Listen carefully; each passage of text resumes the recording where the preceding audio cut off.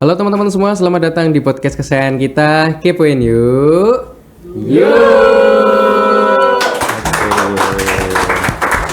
Punya Dinkominfo Kabupaten Temanggung bersama saya Firman Adi sebagai host. Nah teman-teman sekalian, setelah beberapa waktu lalu kita seru banget berbicara tentang sejarah Kabupaten Temanggung. Nah kali ini masih dalam topik yang sama tapi dengan narasumber yang lebih kece nih teman-teman sekalian. Kita sambut Bapak Gunawan Sambodo selaku Epigraf. Oke, apa kabar Pak Gun? Baik. Oke, ini kalau dari teman demikian juga amin, dengan teman-teman di sini. amin. Nah ini kalau kata teman-teman ini panjenengan itu pendekar ini Pak. Pendek dan kekar. Waduh, singkatannya agak lain. Nah, begini Pak Gun, kemarin kan sempat rame, jadi di postingan salah satu teman kita ya di @sejarah Temanggung itu menyampaikan sebenarnya sifatnya kritik terkait narasi sejarah yang ada di situs resmi pemerintah. Jadi ceritanya itu di narasi situs resmi pemerintah itu menyampaikan yang dikritisi itu dua. Yang pertama itu terkait toponimi Temanggung yang dari Demang dan Gong, itu yang pertama. Yang kedua terkait penggunaan prasasti Wanua Tengah 3 sebagai rujukan awal mula Temanggung. Padahal katanya ada bukti-bukti sejarah lain yang usianya lebih tua gitu. Nah kalau tanggapan Pak Gun bagaimana Pak Gun? Baik-baik saja. Oke.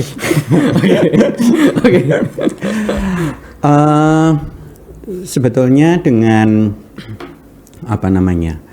dengan adanya kritik, adanya tanggapan atau adanya apapun itu yang berhubungan dengan website resmi dari Kabupaten Temanggung, sisi positifnya adalah siapapun dia telah membaca situs itu.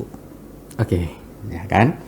Karena di sini kita bicara literasi, mau tidak mau ketika kita mau ngomong sesuatu kita dasarnya harus membaca dulu.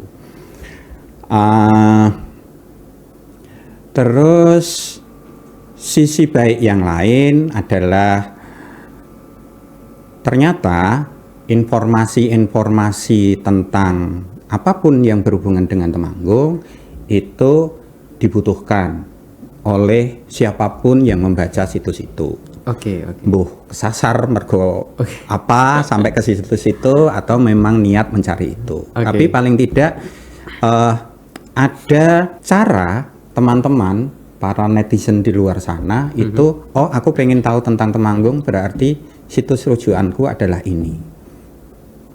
Situs resmi Kabupaten Temanggung. Ya, itu sisi positifnya. Nah, tentang sisi yang lain ya tinggal bagaimana teman-teman yang mengadmini atau mengelola situs itu bisa memberikan informasi atau keterangan-keterangan yang cukup bagus, cukup dapat dipercaya atau apapun itu sehingga situs itu benar-benar menjadi situs rujukan apapun isi situs itu. Nah, tentang Demang Gong, jujur saya belum membaca situs itu, tetapi ketika kemudian istilah Demang Gong dan kemudian dihubungkan dengan masa pemerintahan Temanggung, perlu dicatat bahwa istilah Demang itu baru ada di era-era Kesultanan, era-era kerajaan lah, entah itu Kesultanan, Kasunanan atau apapun istilahnya. Itu adalah jabatan dari sebuah kesultanan. Nah, jabatan itu biasanya, tidak semua, biasanya si Demang atau Rama kalau di dalam era-era Hindu-Buddha itu adalah pemimpin sebuah wilayah dengan luasan tertentu, memiliki jumlah penduduk tertentu yang biasanya, sekali lagi biasanya ya, bukan kemudian keharusan, biasanya daerahnya dijadikan daerah otonom, bebas mengelola pemerintahannya sendiri. Di masa-masa jauh sebelumnya, di masa-masa Hindu-Buddha, dalam hal ini di masa-masa Kerajaan Medang misalnya, itu juga ada daerah otonom, namanya Sima. Pemimpinnya itu namanya Rama. Oke. Yang dituakan. Istilah itu kemudian bergeser di era-era yang lebih muda menjadi Demang atau apapun, ya itu mungkin saja. Tetapi ketika kemudian nama Demang Gong dan itu dirujuknya ke Temanggung sekarang, ya monggo-monggo saja, selama tidak ditarik jauh sampai ke era Hindu-Buddha lah dalam hal ini. Maksudnya abad-abad sebelum abad berapa? 15, 16 lah. Sebelum era-era itu. Nah, kemarin itu juga sempat menjadi kebingungan mungkin karena pada saat itu disebutkan bahwa Temanggung itu masih ada keterkaitan dengan Wangsa Sailendra, Rakai Pikatan dan sebagainya. Nah, itu sebenarnya tepat nggak Pak? Itu berarti beda era ya sebenarnya Pak kalau seperti itu. Saya gimana ya, saya mau mengomentari itu seperti sinetron-sinetron yang ada di Indonesia saat ini, bagaimana si siapa namanya Mak Lampir gitu, kejar-kejaran dan tiba-tiba dia naik bajai misalnya. Misalnya seperti itu, ben luwih cepat kan tinimbang karena tingkat kesaktiannya menurun sehingga ada bajai lewat dia cegat dan ngoyak musuhe lah. Saya sih lebih apa menyerotinya seperti itu atau cerita ketoprak tapi ketoprak milenial. Jadi Panembahan Senopati nganggo jeans gitu. Misalnya seperti itu. Apa ya? Ada data-data yang peletakannya sebetulnya tidak semasa, tetapi itu kemudian dijadikan satu masa. Ben opo ben gampang mestine. Mestine ya toh. Ya, karena nama Sailendra itu juga sudah banyak di buku-buku sejarah. Nama Pikatan bahkan di Temanggung sendiri juga ada nama Pikatan.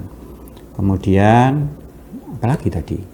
Nama Demang itu juga sekarang banyak toponim-toponim atau nama daerah-daerah yang memiliki bagian kata Demang, Demangan, apalah gitu. Demangan sendiri kan ada di banyak daerah. Banyak serpian-serpian data ini kemudian dijahit jadi satu menjadi sebuah narasi dan mungkin itu pula yang dituliskan di web resmi itu. Sekali lagi saya belum baca itu, jadi saya tidak bisa banyak komentar. Oke. Nah, kebetulan kan memang pada saat itu postingan tersebut viral karena ada salah satu konten di Instagram yang merujuk pada web resmi. Kemudian menuai banyak kritik dari entah itu masyarakat, mungkin dari teman-teman dari tim sejarah, maupun sampai dengan di @sejarah Temanggung. Nah, berarti kan ini mengindikasi bahwa sebenarnya masyarakat Temanggung itu haus akan informasi yang kredibel, valid, dan juga bisa dipahami secara akademis ini, Pak. Nah, dalam konteks ini, menurut Bapak, kalau kita berbicara tentang sejarah Temanggung, itu bisa kita mulai dari mana ini, Pak? Dari semuanya menjawab semuanya ini. Enggak, ya sebetulnya dari mana saja sih. Karena katanya sih ya, sejarah itu kan sesuatu yang sudah berlalu. Tadi itu adalah sejarah. Kemarin itu adalah sejarah. Nah, tinggal kita mau mulai dari mana. Tergantung POV-nya ya. Itu point of view-nya yang mana ya? Betul. Jadi maksud saya gini, ketika kita mau ngomong soal A, kita mau membatasi omongan kita soal A itu dari mana? Dari gini aja. Kita mau ngomong soal Z. Oke. Nah, kita mau ngomong Z itu dari mana? Dari Y, dari H, atau dari A? Tinggal mulai dari mana gitu ya? Tuh, Oke. tinggal mulai dari mana? Karena perjalanan dari A hingga ke Z itu adalah perjalanan sejarah si siapapun yang sampai di Z. Oke. Nah, tadi kan pertanyaannya kan apa tadi? Kita mau bicara sejarah itu dari mana? Ya, balik lagi pertanyaannya. Oke. Karepe sing arep cerita, itu mau gimana? kemauan, kemauan yang mau bercerita itu kita mau ngomong si barang ini yang sudah sampai Z ini dari mana? Nah, problemnya pada saat itu kan mungkin nggak saya sebut ya Pak, karena katanya sumber Disebut juga nggak apa-apa, wong bukan saya. saya yang takut. Oke, jadi katanya untuk sejarah yang dimuat di Web Pemkab itu merujuk ke salah satu buku sebagai bahan ajar untuk anak SMA. Kemudian kemarin Mas Uco itu mengcounter bahwa Nah, ini menyebut merek. katanya boleh. Karena Boleh. OTW tayang aman. Itu OTW tayang. Itu menyebutkan bahwa menurut beliau dan mungkin sebagian teman-teman sejarah itu menilai bahwa buku tersebut karya nggak saya sebut kali ini itu adalah sumber sekunder, artinya dinilai bahwa cukup lemah untuk menjadi rujukan. Nah, beliau menyampaikan kalau primer itu bisa misalkan prasasti atau mungkin ya sumber-sumber yang memang muncul dan ada pada zaman itu. Nah, itu bagaimana, Pak? Ya nggak apa-apa sih. Maksudnya nggak apa-apa itu begini. Jujur saya tidak tahu buku yang dimaksud itu buku apa, tetapi ketika tadi disinggung soal itu sudah jadi rujukan SMA, itu yang menjadi titik permasalahan. Karena apa namanya, tanpa mengurangi rasa hormat kepada guru-guru sejarah sejarah ya, sebetulnya sejarah itu kan memang pelajaran yang paling membosankan. Jujur saya dulu ketika pelajaran sejarah itu selalu tidur. Karena isinya adalah bagaimana menghafalkan angka tahun, sopo sing lahir, kapan dia mati dan segalanya. Terus gunanya untuk sekarang belajar sejarah itu apa? Nah, iya kan itu. Betul. Ya, iya saja Mas, nggak usah takut-takut. Soalnya saya juga nggak ngapalin. Nah, relate jadi ya Pak. iya, jadi ketika kemudian di dalam buku panduan ajar itu ada kata-kata seperti itu, ada tulisan seperti itu, ada keterangan seperti itu, ya paling tidak perlu ada rujukannya. Itu mengambil dari mana? Oke. Dari seperti tadi saya bilang, cerita Z ini ceritanya mau dari mana? Dari Y, X, atau A? Bagaimana itu bisa benar-benar menjadi rujukan? Ya paling tidak jangan jangan mengambil dari satu sumber. Oke. Jadi nek pengen sekti itu harus mengumpulkan banyu dari 7 sumur. Berarti kalau mau valid sumbernya juga jangan cuma satu gitu. Nah, gitu. Gitu. Logika berpikirnya kan seperti itu. Jadi misalnya mungkin apa yang saya omongkan saat ini juga dianggap oleh teman-teman nggak valid karena apa namanya rujukannya hanya satu, ya enggak apa-apa. Ada tayangan-tayangan dari podcast Kominfo ini yang tentang sejarah-sejarah yang lain yang mungkin bisa dibandingkan. Oh, narasumber ini kok ngomong seperti ini ya, narasumber ini kok ngomong seperti ini ya, rujukannya opo, kan seperti itu. Jadi apalagi ketika tadi apa namanya si narasi tentang Demanggong tadi itu sudah menjadi buku dan itu sudah diharuskan untuk menjadi buku bacaan, kan akhirnya mau tidak mau rujukannya seperti itu. Karena tanpa mengurangi rasa hormat anak-anak sekarang, apa yang diperintah gurunya ya kuwi sing dinganu. Ya harus dilakukan. Harus dilakukan gitu loh. kadang aku biyen ora soalnya. Senyumnya rada piye. Oke. Oke, Pak Gun, kita akan lanjutkan pembicaraan yang sangat menarik ini setelah yang satu ini. Tapi teman-teman semua, bagi teman-teman yang ingin menjaga kesehatan, di tengah pembicaraan yang hangat ini kita sudah ditemani dengan salah satu produk UMKM Temanggung. Namanya Madu Maidahe. Nah, kembali lagi di podcast Kepoin Yuk di segmen berikutnya. Tetap di Kepoin Yuk. Yuk!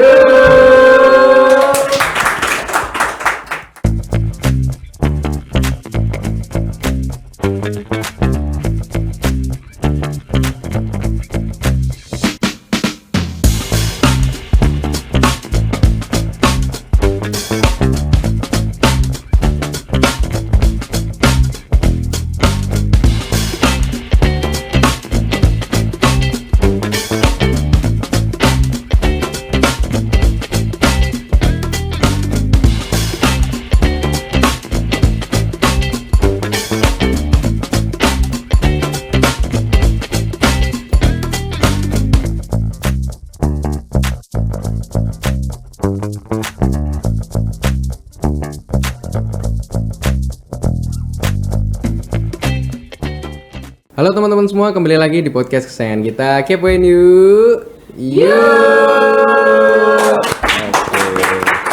Masih seputar edisi sejarah Kabupaten Temanggung bersama narasumber kita, Pak Gunawan Sambodo. Nah, Pak, melanjutkan dari pembicaraan kita tadi, saya sudah mulai migrain ini, Pak. Ini paling susah menurut saya. Oke, nah kita tadi sudah menyinggung tentang permasalahan-permasalahan yang ada, tapi mungkin ini agak sedikit personal ini, Pak. Pak Gunawan Sambodo ini sebagai epigraf. Nah, ini jarang sekali mungkin teman-teman Temanggung mungkin bisa kenal sebenarnya epigraf itu apa sih, Pak? Oke. Epigraf itu seseorang yang mampu, saya bilang mampu, tidak menguasai, kok koyone piye nek menguasai. Aneksasi. Seseorang yang mampu mengkaji prasasti. Prasasti itu apa? Prasasti itu tinggalan tulis, baik berupa angka maupun huruf yang ada di media keras. Batu, logam, kayu, tanduk, terus yang keras-keras lah. Oke. Asal bukan yang itu. Kok guyu? Terus kalau yang di media lunak seperti rontal, banyak orang mengenalnya sebagai lontar. Karena itu sebetulnya adalah rontal, daun tal. Iya, karena itu dari daun tal. Dari gebang, dari daun tal, dari kertas, itu biasanya menjadi kajian dari teman-teman filolog. Jadi di Indonesia itu saya nggak tahu kenapa menjadi dibedakan. Epigraf itu yang khusus bermedia keras, sementara teman-teman filolog itu khusus yang bermedia bermedia lunak. Oke. Oke, Pak, menurut disiplin ilmu yang Bapak tekuni di epigrafi berarti ya, Pak ya? Epigrafi. Itu masih terkait Temanggung nih, Pak. Nah, dari bukti-bukti sejarah itu apakah ada yang sebenarnya menceritakan tentang apakah itu asal usul Temanggung atau mungkin apa yang banyak Bapak temukan itu, Pak, yang di Temanggung itu?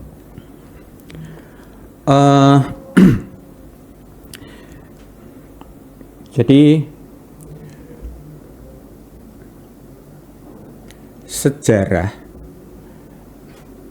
narasi sejarah itu biasanya dibangun dari data-data masa lalu. Oke. Ya, data-data masa lalu itu bisa berupa prasasti maupun berupa naskah, baik naskah lontar maupun naskah kertas.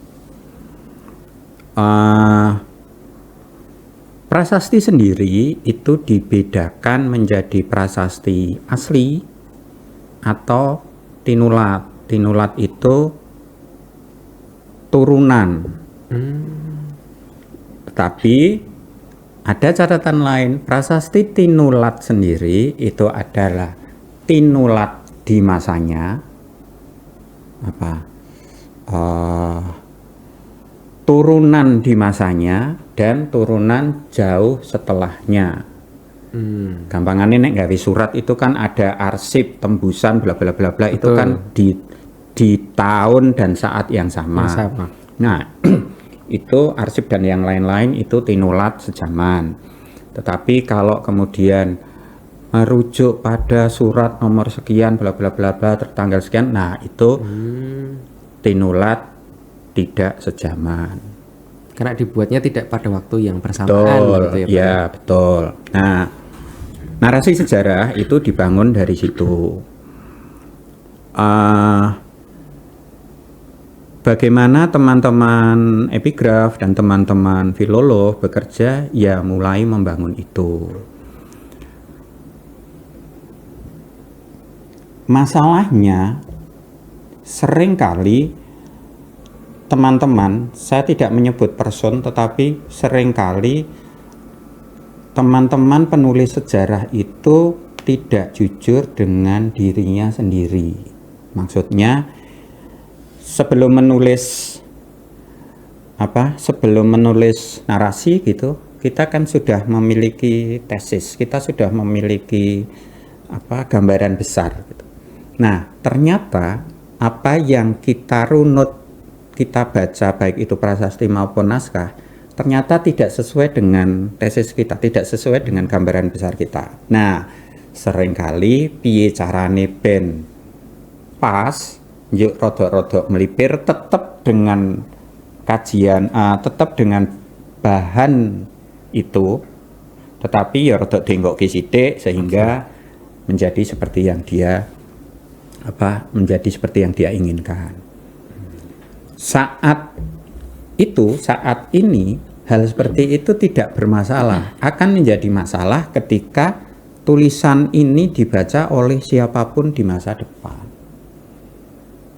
Contoh paling gampang yaitu tadi Demanggong tadi ya. Lah kuwi narasine piye gitu. Sekali lagi saya belum membaca itu, tetapi kemungkinan seperti itu kan bisa terjadi. Nah, terus apa tadi pertanyaannya, lupa saya, hubungannya dengan epigraf. Ya itu tadi, epigrafi itu adalah bagaimana sebuah kajian tentang prasasti. Dari situ kita bisa kemudian menyusun tulang punggung sejarah Indonesia, sejarah apapun itu dari data-data yang ada, yang terkumpulkan. Nah, mungkin tadi yang sedikit yang belum terjawab terkait tulang punggung itu, Pak, sejarah Temanggung itu sebenarnya kalau kita merujuk kayak prasasti fisik itu saya nggak bisa bilang paling tepat, tapi mungkin bisa bereferensi ke prasasti apa ini, Pak? Paling tua atau apa? Maksudnya bi? Maksudnya ketika kan tadi ada mengatakan ada Wanua Tengah sebagai awal mula Temanggung atau sebagainya, itu kan dinilai tidak pas. Nah, maka narasi yang seharusnya dibangun itu agar tidak menyesatkan itu paling bagus, saran Bapak seperti apa? Agak takut. Saran saya ya baca langsung prasastinya nek iso. Nah iya kan, jadi dia kan bisa mempertanggungjawabkan hasil bacaannya. Tetapi paling tidak sekalipun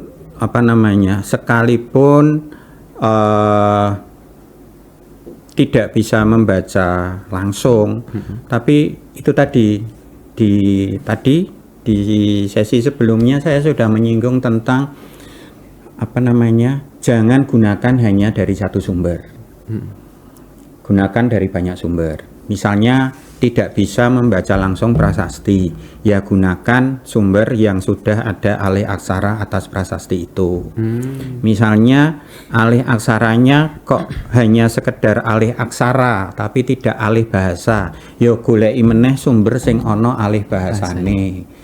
Ketika hanya ada sumber yang alih aksara dan alih bahasa tapi kajian tentang prasasti itu tidak ada, ya cari lagi yang lain. Jadi jangan kemudian diputusi dewe bahwa ini gitu. Nah, menyinggung soal Wanua Tengah yang dijadikan rujukan, ya saya perlu perlu informasikan ke teman-teman siapapun penonton channel ini bahwa prasasti Wanua Tengah itu sebetulnya ada 3. Rambut Anda, enggak. Sebetulnya ada 3. Okay.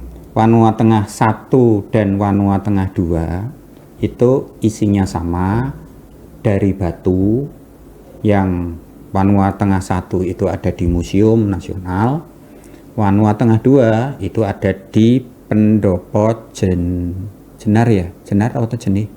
Jenar, di Pendopo Jenar, itu dari batu. Wanua Tengah 1 dan Wanua Tengah 2 bentuk dan ukurannya sama, jumlah barisnya itu sama, cuma penggalan katanya itu yang berbeda.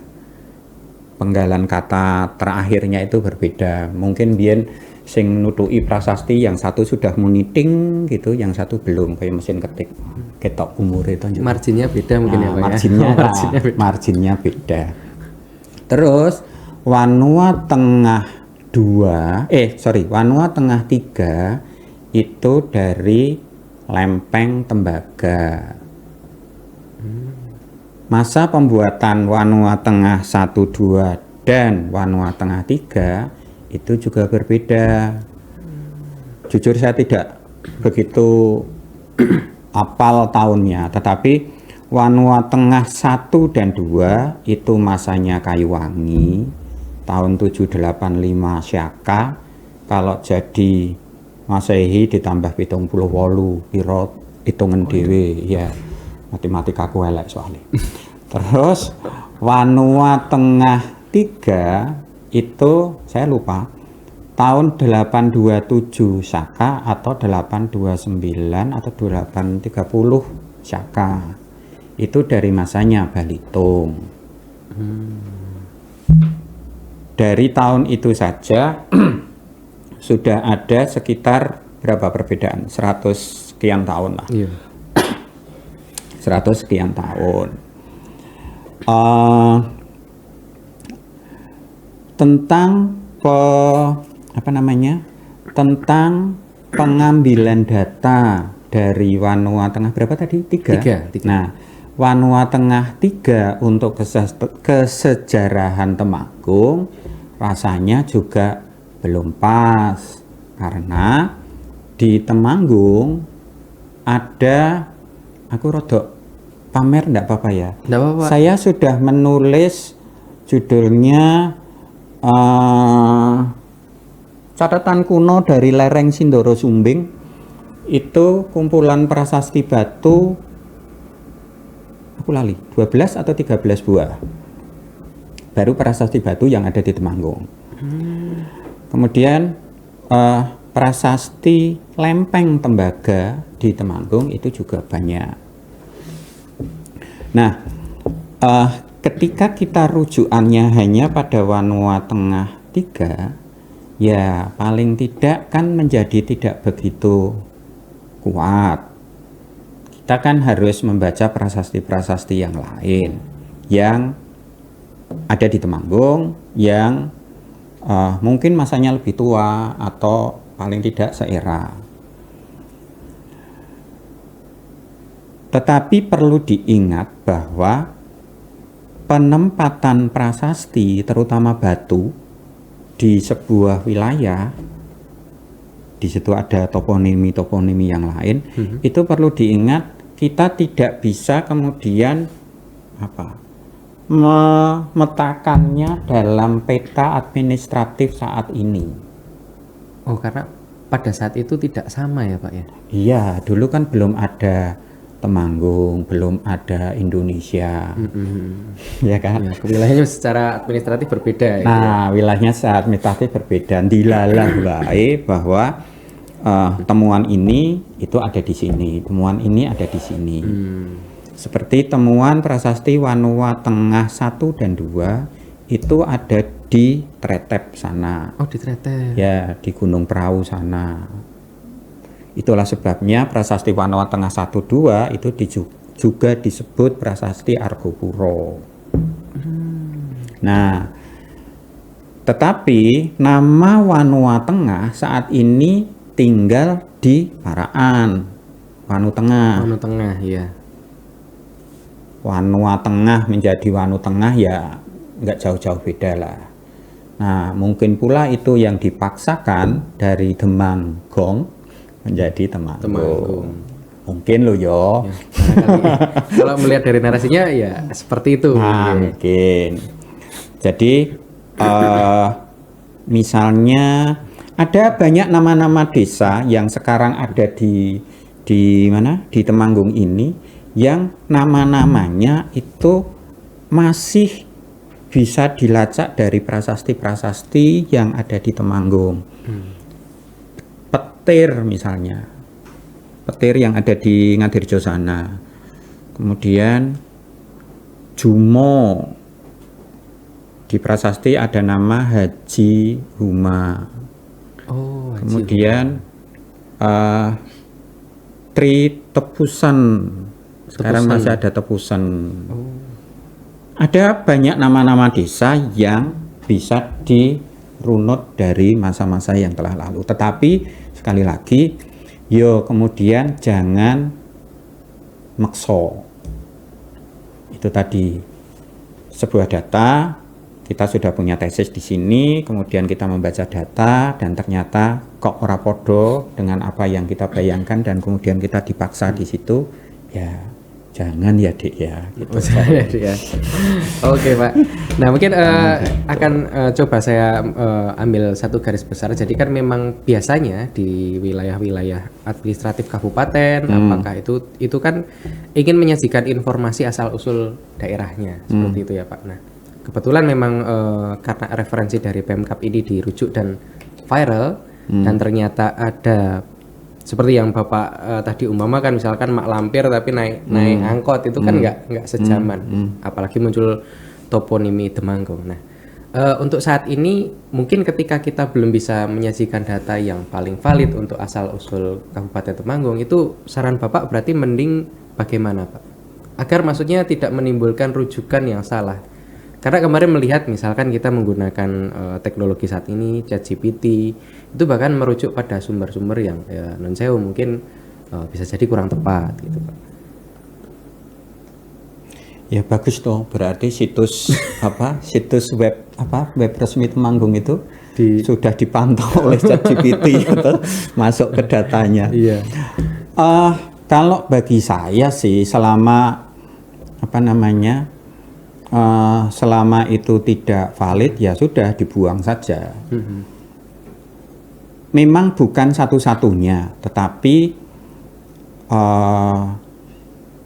rujukan yang resmi dalam tanda kutip ya, itu saya tidak menyinggung soal siapa penerbit buku yang dirujuk, saya tidak menyinggung itu, wong saya juga tidak tahu bukunya apa, pemeneh penerbitnya.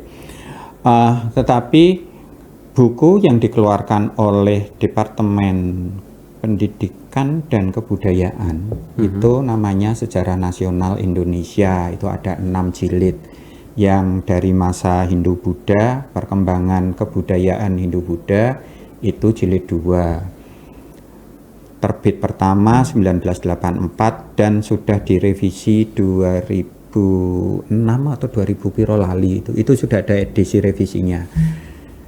Kalau mau merujuk ke situ itu akan lebih baik, relatif itu lebih resmi. bukan berarti semuanya menjadi valid, tidak, tetapi relatif itu menjadi lebih resmi. Dan kembali lagi saya juga tidak menyalahkan siapapun penerbit buku yang jadi acuan itu, tidak, tetapi wong aku ya ora ngerti sekali lagi. Tetapi ada ada media lain, ada sumber data lain yang bisa dibandingkan. Memang kemudian ketika ngomong soal Temanggung, soal ngomong A, B, C, D, E, memang tidak secara spesifik ada di situ. Tetapi ketika kita ngomong Wanua Tengah 3 misalnya, di situ juga ada cerita Wanua Tengah 3 ini jadi opo toh. Dan ngomong-ngomong soal Temanggung, soal prasasti tertua yang ada di Temanggung itu dari tahun 709 Saka. Tambah pitu 8 piro Mas? Oke lah. 787 sekitar. Nah, 7. itu temuan belum lama, sekitar 2017 atau 2018 di Ngadirjo. Dia bercerita tentang penataan ulang sebuah aturan yang ada di sebuah wilayah. Kebetulan yang baca pertama saya, rotok bangga, rotok sombong. Luar biasa. Itu kemudian ketika tadi saya ngomong soal wilayah administrasi, beberapa saat yang lalu saya juga sebagai anggota TACB Kabupaten Temanggung itu melakukan kajian prasasti di situs Liangan. Nah, di pagar temboknya itu ada nama Desa Kalum Wayan tertulis. Nek iso maca. Tertulis nama Kalum Wayan. Nah, ketika dibandingkan dengan prasasti yang lain, itu ternyata hanya ada, sampai saat ini saya baru menemukan satu nama Kalum Wayan, itu dari prasasti yang ditemukan di Dieng. Ada nama Desa Kalum Wayan juga, dan kemungkinan besar Kalum Wayan yang ada di Liangan itu juga terhubung dengan Desa Kalum Wayan yang ada di Dieng. Nah, ketika dua prasasti ini dihubungkan, kan kita tidak bisa serta-merta ngomong, oh iku Kalum Wayan milik Temanggung, atau karena Dieng itu milik Banjarnegara. Kebetulan temuan prasasti itu, ya aku lali, yang ada di wilayah Wonosobo atau Banjarnegara. Itu kan juga tidak bisa kemudian diklaim hanya sekedar milik kabupaten saat ini. Kan nggak bisa gitu. Nggak bisa. Wong administrasi ini berbeda. Berbeda pada waktu itu. Contohnya seperti itu. Kemudian ada beberapa misalnya prasasti Tulang R 773 kalau nggak salah, Saka. Itu temuannya di Candi Perot, Candi Prengapus yang sekarang sudah hilang. Itu juga ada beberapa nama desa yang ketika dirunut itu masih bisa kita telusur sampai saat ini. Tetapi apakah itu menjadi ansih milik kabupaten tertentu? Kan enggak juga. Wilayah bukan wilayah, administrasinya kan sudah lain. Berarti ini termasuk mengubah pola pikir kita juga ya Pak ya? Maksudnya dalam artian kalau kita ngomongin sejarah satu tempat tuh ora kudu saka prasasti ini gitu. Nggak harus ya Pak ya sebenarnya. Yang mengkudukan ya siapa? Nah, karena ini dia sepertinya mau ngomong seperti itu dari awal. Nah, itu Pak ya, kan permasalahan kita itu ada satu, mungkin koreksi ya Pak, template berpikir bahwa sejarah satu tempat tuh harus ada bukti otentik. Padahal kalau dipikir-pikir sudah berbeda. Maksudnya misalkan Temanggung secara administratif skala sekarang pada saat kolonial saat dulu sudah berbeda gitu ya Pak ya? Atau bagaimana? Saya bilang iya. Contoh paling gampang, Saya nggak tahu ini nanti akan diedit atau tidak, tapi ya, contoh paling gampang adalah penetapan hari jadi Magelang. Oke. Yang rujukannya adalah Prasasti Mantiasih 1. Di prasasti itu ditulis bahwa sawahnya I Wukir Sumbing sawahnya I Wukir Sumbing Muang Susundara. Alasnya I Wukir Sumbing Muang Susundara. Hutannya yang ada di Gunung Sumbing dan Sindoro. Waktu itu pengkaji yang akhirnya usulan tanggalnya dijadikan hari jadi Magelang, ya guru saya juga sih. Itu berpatokan bahwa ada nama desa Meteseh di Magelang. Oh iya. Yang kemudian toponim ini dianggap sebagai nama Mantiasih waktu itu. Tetapi beliau mungkin itu agak lupa bahwa kalimat alas I Susundara, alas I Sumbing Muang Susundara. Dari Mantiasih itu bisa kelihatan Sumbing dan bisa kelihatan Sindoro. Pertanyaannya, apakah Meteseh itu bisa melihat Sindoro? Setahu saya Sumbing aja. Nah, kan belum ada Google Map. Iya, belum ada. Google Map kan iso. Nah, tetapi ya sudah nggak apa-apa karena itu sudah menjadi ketetapan hukum. Kan hari jadi sebuah kabupaten kan ditok oleh DPRD. Kan kemudian juga tidak bisa sedemikian serta-merta kudu dipindah salah dan segalanya. Harus ada kajian ulang, harus ada itu para anggota dewan setuju ora dan segalanya. Itu prosesnya kan masih panjang. Kalau mau secara kajian akademik dikatakan itu salah, ya monggo. Tetapi secara hukum kan nggak bisa ngomong seperti itu. Ini contoh kecil ketika menulis sejarah kemudian harus dipatok atau harus dipagari dengan batas administrasi sekarang, ya nganu gitu. Aku terus ngomong nganunya begitu ya. Nah, okay. Ya nganu. Ya, nganunya apa ya? Istilah titik-titik di bawah ini. Akhirnya kan gitu.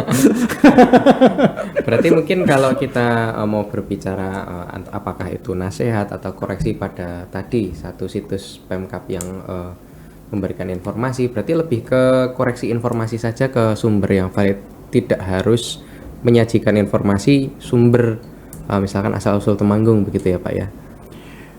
Bagi saya akan lebih netral seperti itu, biar para pembaca yang menilai. Bukan kemudian saya minta untuk Temanggung itu dihapus, tidak. Ada narasi seperti ini, tetapi ada narasi juga seperti ini. Ada narasi seperti ini. Kan tinggal teman-teman pembaca kan, sidang pembaca kan yang akhirnya memutuskan dia mau seperti apa. Konsekuensi untuk memilih Temanggung itu ABCDE. Konsekuensi untuk memilih rujukan apa itu seperti ini. Ini seperti ini. Makanya itu tadi seperti perumpamaan Bapak kalau mau sakti itu 7 mata air gitu. Seperti itu ya Pak. Jadi preferensinya lebih banyak. Betul. Perkara kemudian memilih siapa ya enggak apa-apa toh wong follower iku ya. Masnya punya follower 1000 misalnya, saya followernya 150 misalnya, Mas siapa followernya 1 juta misalnya. Lah kita kan nggak bisa memaksa follower itu untuk nganut kita, nganut bol keblusuk. Ya kan, follower itu kan pengikut. Nah ya kan, nek mengikuti dan ternyata keblusuk bareng-bareng. Nah, Oke. kan tinggal pilihan kan. Aku nek nganut iki kemungkinan keblusuknya sekian persen. Aku kalau nganut ini kemungkinan keblusuknya seperti ini. Kemungkinan iki kesasar tenan. Nah, itu kan kembali lagi. Oke. Nah, teman-teman semua, ini luar biasa sekali. Sebenarnya saya rasa 2 segmen ini tidak cukup karena beliau ini pengetahuannya sangat luas. Nah, tapi teman-teman semua, berhubung kita sudah berada di penghujung segmen, terima kasih Pak Gun, ini luar biasa sekali. Terima kasih atas waktunya.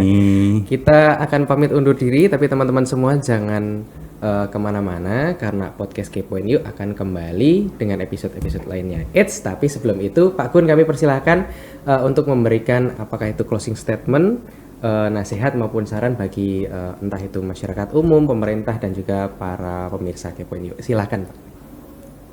Oke. Ketika kita belajar sejarah, kita tidak hanya belajar tentang angka tahun, tentang siapa lahir kapan, meninggal di mana, kuburannya di mana dan segalanya. Tetapi kita belajar tentang kehidupan. Kata orang Latin, kata orang Yunani, historia is magistra vitae. Sejarah adalah guru kehidupan. Belajar sejarah, kita belajar tentang kehidupan.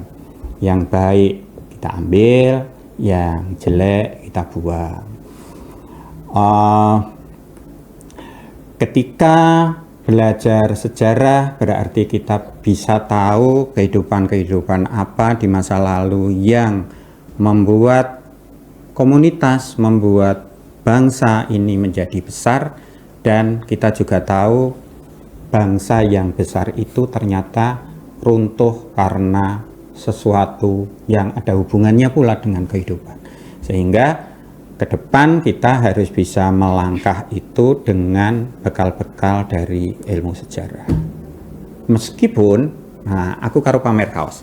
Meskipun sejarah itu akurat, tapi arkeologi lebih presisi. Oke, Nah, teman-teman sekalian, terima kasih sudah menyaksikan Kepoin Yuk edisi sejarah kali ini. Sampai jumpa di episode-episode berikutnya. Tetap di Kepoin Yuk. Yuk!